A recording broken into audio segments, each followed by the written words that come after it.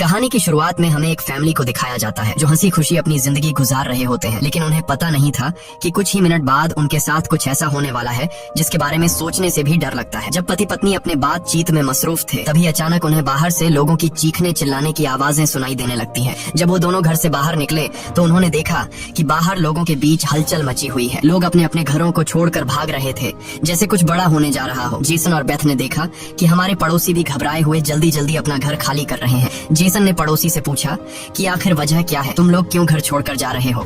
लेकिन वो लोग इतने जल्दी में थे कि उन्होंने जेसन की बात का कोई जवाब नहीं दिया। वहीं उन्होंने देखा कि पड़ोसी का बेटा भी अपना सामान पैक कर रहा है। जेसन ने जब उस बच्चे से पूछा कि तुम लोग कहाँ जा रहे हो, तो उस बच्चे ने जवाब दिया कि मेरे पापा का एक दोस्त गवर्नमेंट ऑफिसर है। उन्होंने कहा कि एक बहुत ही जहरीला वायरस फैल चुका है जो एक नॉर्मल इंसान को मॉन्स्टर में बदल देता है। लेकिन तभी वहाँ उस बच्चे की माँ आ गई और उसे पकड़कर वहाँ से ले जाने लगी। जेसन ने उससे पूछा कि आखिर ये बच्चा किस वायरस की बात कर रहा है, जिस पर इस बच्चे की माँ ने कहा कि अभी बताने का वक्त नहीं है, अपनी वाइफ और बेटी को लो और इस शहर से जितना हो सके दूर निकल जाओ। ये सुनकर जेसन और बेथ बहुत ज्यादा घबरा गए। उसके बाद जेसन बिना सोचे समझे अपनी फैमिली को गाड़ी में बिठाकर शहर से बाहर ले जाने लगता है। मगर रास्ते में उन्होंने देखा कि जो पड़ोसी भाग रहे थे वो वापस लौट रहे हैं। ये देखकर उन्हें और भी अजीब लगने लगा। आगे जाकर ये लोग ट्रैफिक में फंस जाते हैं। जब जेसन और उसकी फैमिली गाड़ी से बाहर उतरे तो उन्होंने देखा कि शहर से बाहर निकलने वाला अकेला रास्ता पुलिस ने बंद कर दिया है। आसमान में यहाँ वहाँ हेलीकॉप्टर्स पहरा देने लगे। लोगों को बताया जाने लगा कि शहर में एक जहरीला वायरस फैल गया है और तुम लोगों को जल्दी से घर वापस लौटना चाहिए। ये बात सुनकर जेसन को कुछ अजीब लगा कि जब शहर में वायरस फैल गया है तो लोगों को शहर से बाहर निकालने के बजाय उन्हें शहर में ही क्यों रहने को कहा जा रहा है। तभी अचानक पास की पहाड़ से एक बड़ा सा पत्थर उनके कार पर आ गिरा। ये देखकर वो लोग बहुत ज्यादा घबरा गए। पहाड़ हिलने लगा। तभी उस पहाड़ के पीछे से 2 मिलिट्री के फाइटर जेट्स निकलकर शहर की तरफ बढ़े। वो 2 फाइटर जेट्स पूरे शहर पर बमों की बारिश करने लगे, जिससे पूरा शहर राख में बदल गया। जेसन की वाइफ बेथ को फौरन समझ आ गया कि अगर वो पुलिस की बात मानकर घर लौट जाते तो उनका अंजाम बहुत बुरा होने वाला था। उसके बाद वो फाइटर जेट सड़क पर मौजूद लोगों की तरफ बढ़ने लगे। ये देखकर सभी लोगों में हलचल मच गई। अब सबको समझ आया कि गवर्नमेंट उन्हें मारना चाहती है। सभी अपनी जान बचाने के लिए यहाँ वहाँ भागने लगे, पर जेसन और बेथ को समझ आया कि वो कहीं भी भाग लें, वो फाइटर जेट्स उन्हें मार कर ही रहेंगे। तभी बेथ ने पीछे मुड़कर पहाड़ पर एक स्कूल देखा और उसे लगा कि बचने के लिए वो जगह बेहतर रहेगी। जिसके बाद जेसन बेथ और जोई को लेकर स्कूल की तरफ पहाड़ पर चढ़ने लगे। पीछे ब्रिज पर मौजूद लोगों पर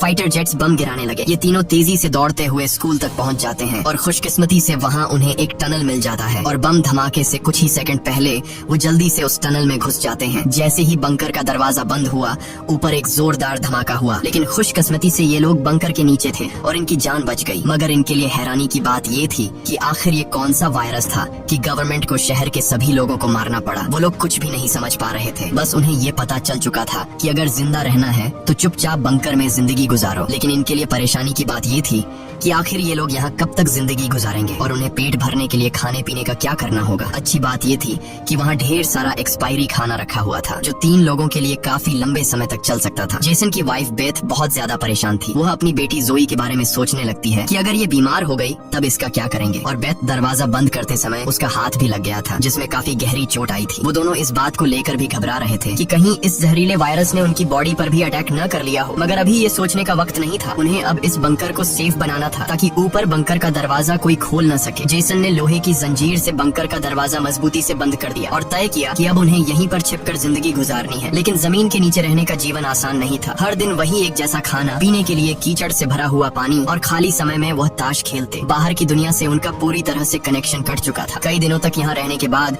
वो लोग बहुत ज्यादा इस बंकर में तंग हो चुके थे। लेकिन वो क्या करते, अगर ऊपर जाते तो उनकी जान नहीं बच पाती। इस जीवन ने जेसन के परिवार को मानो इस दुनिया के अंत का एहसास दिलाया। जोई ने अपने पापा से पूछा, पापा हम यहाँ कब तक रहेंगे? जेसन के पास इस बात का कोई जवाब नहीं था। उसने अपनी बेटी से बस यही कहा, जब बाहर वायरस चला जाएगा तभी हम बाहर जाएंगे। वो अपनी बेटी की आंखों पर उंगलियां रखकर बाहर की दुनिया उससे इमेजिन करवाता है। इस तरह से दिन गुजरते गए और फिर महीने। उन्हें नहीं पता था कि बाहर निकलने के इंतजार में उन्हें यहाँ इस बंकर में 300 से भी ज्यादा दिन गुजर चुके हैं। जोई अपनी माँ की बनाई हुई पेरिस्कोप से बाहर की दुनिया को देखती है। बाहर चारों ओर बस तबाही का मंजर नजर आ रहा था, जैसे ये पूरी दुनिया जलकर राख हो गई हो। वहाँ किसी भी इंसान का नामो निशान तक नहीं था। ये सब देखकर उस छोटी बच्ची को लगने लगा कि शायद हम इस दुनिया के आखिरी बचे हुए लोग हैं। माँ ने उसे दिलासा दिया कि तुम ऐसा मत सोचो, शायद तुम्हारे दोस्त भी हमारी तरह कहीं छुपे हुए हों। अब रात हो चुकी थी और डिनर का समय हो चुका था। उनके पास अब खाना भी कम बचा हुआ था, इसीलिए वो तीनों थोड़ा सा खाना खाकर काम चला रहे थे। लेकिन आज जोई की जिद पर उसे पूरा एक कैन का डिब्बा दिया गया। जोई ने जब टिन का डिब्बा खोला तो उसने देखा कि टिन का डिब्बा अंदर से खाली है। इस डिब्बे के पीछे की तरफ एक छोटा सा छेद था, शायद कोई चीज इसमें से खाना चुरा गई थी। बेथ ने सारी बची हुई डिब्बों की जांच की तो पता लगा कि पूरे 12 डिब्बे खाली थे। ये देखकर वो बहुत ज्यादा परेशान परेशान हुए क्योंकि ये तो उनके 2 हफ्तों का राशन था। बेथ ने वेंटिलेशन जाली की तरफ देखा और अंदाजा लगाया कि शायद कोई चूहा अंदर आकर खाना ले गया। बेथ ने कहा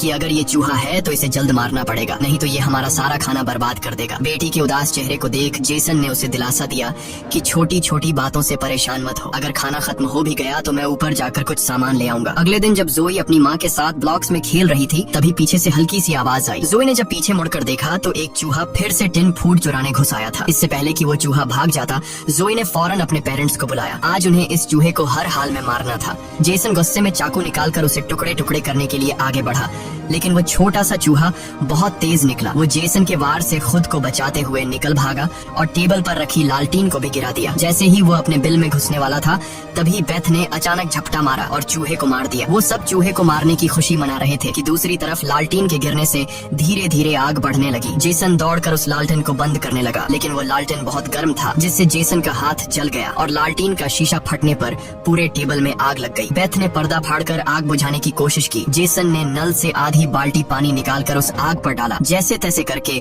उन दोनों ने उस आग को बुझा लिया, लेकिन खतरा अभी टला नहीं बल्कि अब उनके लिए और भी मुश्किल बढ़ने वाली थी, क्योंकि आग तो वो लोग बुझा चुके थे मगर आग से निकलने वाले धुएं ने पूरे बंकर को धुएं से भर दिया था और वो धुआं धीरे धीरे वेंटिलेशन जाली से ऊपर की तरफ निकल रहा था। ये देखकर वो सब घबरा गए क्योंकि ये धुआं उनका वहाँ होने का ठिकाना जाहिर कर रहा था। अब सब लोग सांस रोक कर बैठे थे। जेसन ने कहा कि शायद रात का अंधेरा धुएं को छुपा लेगा और किसी को हमारे ठिकाने के बारे में पता नहीं चल पाएगा। वो तीनों डर के साए में पूरी रात जागते रहे। अगली सुबह उन्होंने खुद के तसल्ली के लिए पेरिस्कोप से बाहर झांक कर देखा तो उनके पैरों तले जमीन खिसक गई। उन्होंने देखा कि बाहर तो पूरा धुएं का गुबार उठा हुआ था। ये देखकर उन लोगों की बेचैनी बढ़ने लगी। उन्हें पूरा यकीन हो गया था कि उनके ठिकाने का राज खुल चुका है। तभी बीत ने कहा कि अगर धुआं उठा है तो उस पास राख भी जमा हुआ होगा जिसकी जांचबीन करते हुए हमारे ठिकाने का पता चल सकता है। इसीलिए अब हमें राख की सफाई करनी होगी। जिसके बाद पति पत्नी ने बाहर जाकर सफाई करने का फैसला किया। जाने से पहले जेसन ने अपनी बेटी जोई से कहा कि जोई मुझे प्रॉमिस करो कि बाहर से चाहे तुम्हें आवाज आए या फिर कुछ भी हो जाए, बस तुम्हें बाहर नहीं निकलना है। बेटी से वादा लेने के बाद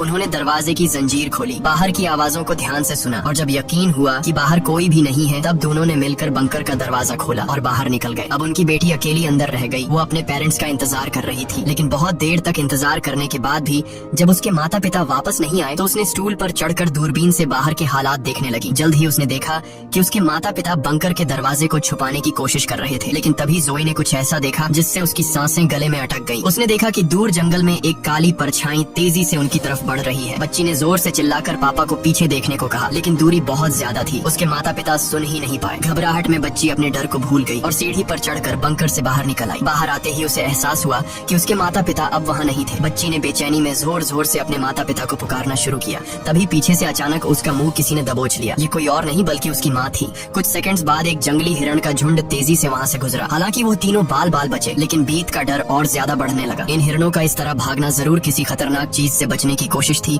सबको खतरे का अंदाजा हुआ और वो तेजी से वापस बंकर की तरफ भागे और बंकर के अंदर घुस गए। जेसन ने लकड़ी की पट्टियों से बंकर का दरवाजा बंद किया और लोहे की जंजीर से उसे कसकर बांध लिया और सबको बिल्कुल खामोश रहने का कहा। तभी उन्होंने ऊपर से कदमों की धीमी आहट सुनी। ऐसा लग रहा था कि जैसे कोई बंकर के दरवाजे की तरफ आ रहा हो। वो कई मिनटों तक लगातार बंकर के ऊपर इधर उधर घूम रहा था। ये तीनों आहिस्ता कदमों से बंकर के दरवाजे से हटकर आगे की तरफ जाने लगे और शायद अब तक ऊपर जो भी था उससे भनक नहीं लगी थी कि नीचे बंकर में कोई है। डर के मारे जोए रोने लगी। बीत उसे चुप कराती है और कहती है कि अगर आवाज बाहर तक गई तो सब खत्म हो जाएगा। वो तीनों धीरे धीरे बंकर के दरवाजे से काफी आगे बढ़ चुके थे। वो बंकर के दरवाजे से इसलिए आगे बढ़ रहे थे कि अगर कोई ऊपर से बंकर का दरवाजा खोल भी दे तो नीचे उसे हम नजर नहीं आए। लेकिन तभी जोई ने जो गुड़िया हाथ में उठाई थी उसकी रस्सी एक स्क्रू में फंस गई। वो स्क्रू धीरे धीरे ढीला होने लगा। ये देखकर जेसन और बीत की सांसें अटक गई क्योंकि वह रस्सी गुड़िया में लगी आवाज के स्विच से जुड़ी थी। इससे पहले कि वह कुछ कर पाते वह स्क्रू एक झटके से निकल गया और उसी पल तेजी से गुड़िया के अंदर से आवाजें आने लगी। जेसन ने फौरन उस गुड़िया को चीर डाला और उसके अंदर स्पीकर को तोड़ दिया, लेकिन अब बहुत देर हो चुकी थी। ऊपर जो चीज उनका पीछा कर रही थी उससे उनकी भनक लग चुकी थी। अचानक ऊपर से जोर की टक्कर की आवाज आई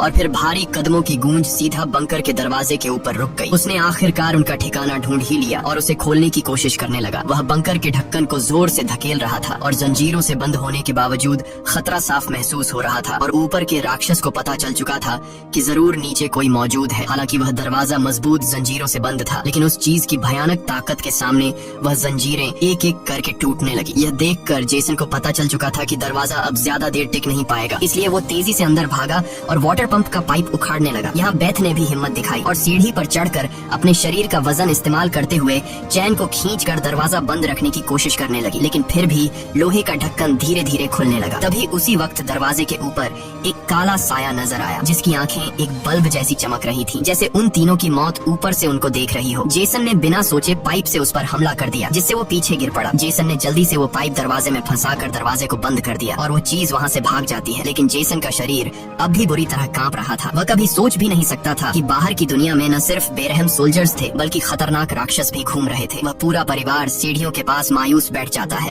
क्योंकि अब उनका ठिकाना उजागर हो चुका था। अब किसी भी वक्त उन पर हमला हो सकता था और उन्हें इस बात का अंदाजा भी हो चुका था कि इस बार तो एक आया था, लेकिन अगली बार जब वो आएंगे तो उनकी तादाद काफी ज्यादा होगी और हम उनके सामने कुछ नहीं कर पाएंगे। थोड़ी देर बाद अचानक अलमारी हिलने लगी। जेसन और बेथ समझ गए कि उसने अपने बाकी साथियों को भी बुला लिया है। ऊपर से तेज कदमों की आवाजें सुनाई देने लगी, मानो हजारों जीव उनके सिर पर दौड़ रहे हों। फिर वह सभी बंकर के दरवाजे पर इकट्ठा हो गए। उनके डर से नीचे जेसन, बेथ और जोए कांप रहे थे। तभी उन्होंने अचानक एक जबरदस्त हमला शुरू कर दिया। इस बार की ताकत पहले से कहीं ज्यादा थी। मजबूत लोहे का दरवाजा टूटकर नीचे गिरा और बंकर के दरवाजे पर ढेर सारी आंखें चमकने लगी, जिसे वह लोग डर के मारे पीछे की तरफ भागने लगे। लेकिन वह राक्षस भी उनके पीछे चलते आ रहे थे। बेथ ने अपनी तेल की लैंप फेंक दी और उनके और अपने बीच पर्दे में आग लगा दी और अलमारी को पकड़कर दोनों ने उनके बीच रास्ते को ब्लॉक कर दिया। वह सभी तेजी से बंकर के अंदर की तरफ भागने लगे, पर वह लोग जानते थे कि यह सब उन्हें ज्यादा देर नहीं रोक सकते। उनके पास अब बचने का कोई रास्ता नहीं था। तभी बच्ची को जमीन की ओर खुलने वाला एक वेंटिलेशन दिखाई दिया। जेसन ने ताकत से उसे तोड़ा और पूरी जान लगाकर अपनी पत्नी और बेटी को बाहर की ओर धकेल दिया। लेकिन जब खुद बाहर निकलने की कोशिश की तो तंग जगह के कारण वह अटक गया। दूसरी तरफ राक्षस उसकी ओर बढ़ रहे थे। अब जैसे तैसे करके जेसन को यहाँ से निकलना था। उसे कोई दूसरा रास्ता नजर नहीं आया, इसलिए उसने अपने कंधे की हड्डी तोड़ डाली, जिससे वह दर्द से चीखने लगा। पर जल्दी से वह खुद को संभालकर वेंटिलेशन में घुस गया। बेथ बिना समय गवाए पूरी ताकत से जेसन को बाहर खींचने लगी। जेसन जैसे ही बाहर निकलने ही वाला था, तभी एक विशाल जीवी ने आकर जेसन के पैर को पकड़ लिया। जेसन समझ गया कि अब उसका बच पाना नामुमकिन है। अब भाग निकलने की कोई उम्मीद नहीं थी। जेसन ने अपनी पत्नी से आंखें मिलाते हुए कहा कि जो भी हो जाए जोए को कुछ नहीं होने देना, और अगले ही पल वह राक्षस उसे बंकर में खींच लेता है। लेकिन जेसन बंकर में राक्षस से डरने के बजाय उनसे कहता है कि आओ देखता हूँ तुम में कितना दम है। बेथ और जोए ने जब नीचे देखा तो बंकर में से तेज चीखने की आवाजें आ रही थी। बेथ समझ गई कि उसका पति उन्हें भागने का समय देने के लिए लड़ रहा है। वह दर्द में भी अपनी बेटी को लेकर वहाँ से निकल पड़ी और राक्षस से बचते हुए वह काफी दूर आए। लेकिन भागते भागते उन्हें कुछ अजीब महसूस हुआ। उन्होंने देखा कि जो हाईवे बाहर की दुनिया तक खुलता था, अब वहाँ ऊंची दीवार खड़ी थी, यानी अब इस शहर से कोई भी बाहर नहीं निकल सकता है। तभी वहाँ हेलीकॉप्टर दूर से उड़ता हुआ आया। जब बेथ ने पीछे मुड़कर देखा तो वह एक आर्मी हेलीकॉप्टर था। वह हेलीकॉप्टर तेजी से उनके पास आकर उन पर अपनी तेज स्पॉटलाइट चमकाई। ये दोनों जैसे ही वहाँ से भागने वाले थे, तभी ऊपर से उन पर एक बड़ा जाल आ गिरा, जिसमें ये दोनों फंस गए। वह दोनों हर एक संभव तरीके से जाल से खुद को छुड़ाने की कोशिश करने लगी, लेकिन जाल ने इन दोनों को बुरी तरह से जकड़ लिया था। बेथ ने जाल की जाली के बीच से देखा कि कुछ हरी आंखों वाले काले साए उनके पास आ रहे हैं। तभी यहाँ हमें कहानी का असल राज मालूम हुआ। ये जो बंदूक थामे पीली आंखों वाले लोग, जिसे हम राक्षस समझ रहे थे, ये असल में कोई एलियन या फिर वायरस से इन्फेक्टेड लोग नहीं थे, बल्कि ये तो मिलिट्री के सोल्जर्स थे, जो गैस मास्क और नाइट विजन ग्लासेस लगाए हुए थे। वही आंखें जिसकी पीली चमक उन्हें किसी दूसरी दुनिया का दिखा रही थी। लेकिन सवाल आता है कि आखिर आर्मी वाले इन लोगों के जान के दुश्मन क्यों बने हुए थे? ये सारा राज आपको आगे की थोड़ी सी बची हुई स्टोरी में मालूम पड़ जाएगा। अब बेथ और जोए दोनों इन सोल्जर्स के कंट्रोल में थे। इनमें से एक सोल्जर ने एक बड़ी सी इंजेक्शन निकाली और दोनों के गले में बारी बारी से चुभा दी। जब इनके ब्लड को टेस्ट किया गया तो पता लगा कि ये दोनों भी जहरीले वायरस से इन्फेक्टेड हैं, जिसका मतलब कि ये दोनों इस धरती के लिए एक खतरा हैं, यानी अब इन्हें मार दिया जाएगा। असल में जब वायरस पहली बार फैला था, तभी इस छोटे से शहर के कई लोग इसकी चपेट में आ चुके थे। ये वायरस हवा से फैलता था और ये वायरस एक इंसान से दूसरे इंसान को बहुत ही जल्दी लग जाता। इन्फेक्टेड लोग खुद भी नहीं जानते थे कि वो बीमार हैं और गवर्नमेंट के पास इस वायरस को रोकने का कोई एंटीडोट नहीं था। इन्फेक्टेड लोगों को मारने के अलावा गवर्नमेंट के पास दूसरा कोई रास्ता नहीं था। बेथ रो रो कर कहती है कि प्लीज मेरी बच्ची को जाने दो। जब बेथ ने देखा कि ये सोल्जर्स उसकी छोटी बेटी को भी नहीं छोड़ने वाले, तो वो पूरी तरह गुस्से में आ गई। उसके चेहरे पर काले निशान उभरने लगे, लेकिन इससे पहले कि वो कुछ कर पाती, एक सोल्जर की गर्दन से खून का फव्वारा फूट पड़ा। वो कोई और नहीं बल्कि मौत से लौट कर आया जेसन था। दरअसल बंकर में जेसन मरा नहीं, बल्कि वहाँ वो खुद पर कंट्रोल खोकर वहाँ सभी सोल्जर्स को मार डाला। उस वक्त वो बहुत ज्यादा गुस्से में था। चेहरे पर काले निशान और आंखें गुस्से से लाल थीं और उसके जिस्म की ताकत कई गुना बढ़ चुकी थी और साफ दिख रहा था कि वो अब पहले वाला जेसन नहीं बल्कि वह एक अलग रूप में दिखाई दे रहा था। वो सोल्जर्स पर झपट झपट कर उन्हें मारने लगा, लेकिन वह गर्म हथियारों की गोलियों को नहीं रोक पाया और जमीन पर गिर गया। जब वो सोल्जर बेथ और जोई की तरफ बढ़े